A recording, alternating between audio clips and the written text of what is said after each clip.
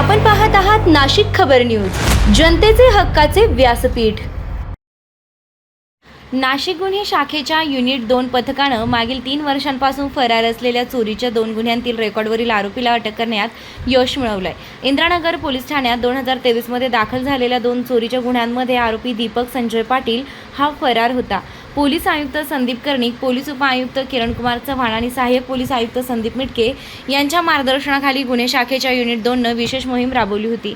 यावेळी श्रेणी पोलीस उपनिरीक्षक बाळू शेळके, सहाय्यक पोलीस उपनिरीक्षक शंकर काळे आणि पोलीस हवालदार वाल्मिक चव्हाण यांना गुप्त माहिती मिळाली की फरार आरोपी दीपक पाटील हा सातपूरमधील शिवाजीनगर परिसरात येणार आहे। या माहितीच्या आधारे प्रभारी अधिकारी सहाय्यक पोलीस निरीक्षक हेमंत तोडकर यांच्या मार्गदर्शनाखाली पथकानं सापळा रचून दीपक संजय पाटील शिवाजीनगर सातपूर याला ताब्यात घेतलं।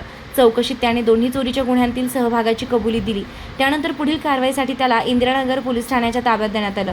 ही कारवाई सहाय्यक पोलीस निरीक्षक हेमंत तोडकर, पोलीस उपनिरीक्षक संजय सानप, श्रेणी पोलीस उपनिरीक्षक बाळू शेळके, सहाय्यक पोलीस उपनिरीक्षक शंकर काळे तसेच पोलीस हवालदार सुनील आहेर आणि वाल्मिक चव्हाण यांनी यशस्वीपणे पार पाडली।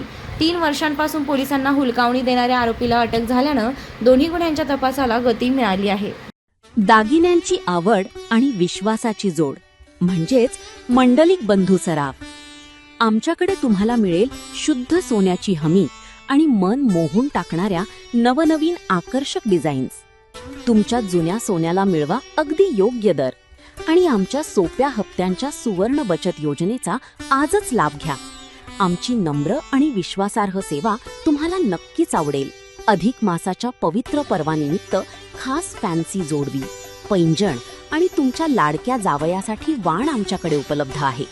तसेच मन प्रसन्न करणाऱ्या शुद्ध चांदीच्या देवदेवतांच्या मूर्ती, पूजा साहित्य आणि भेटवस्तूंचा खास संग्रह एकदा नक्की पहा।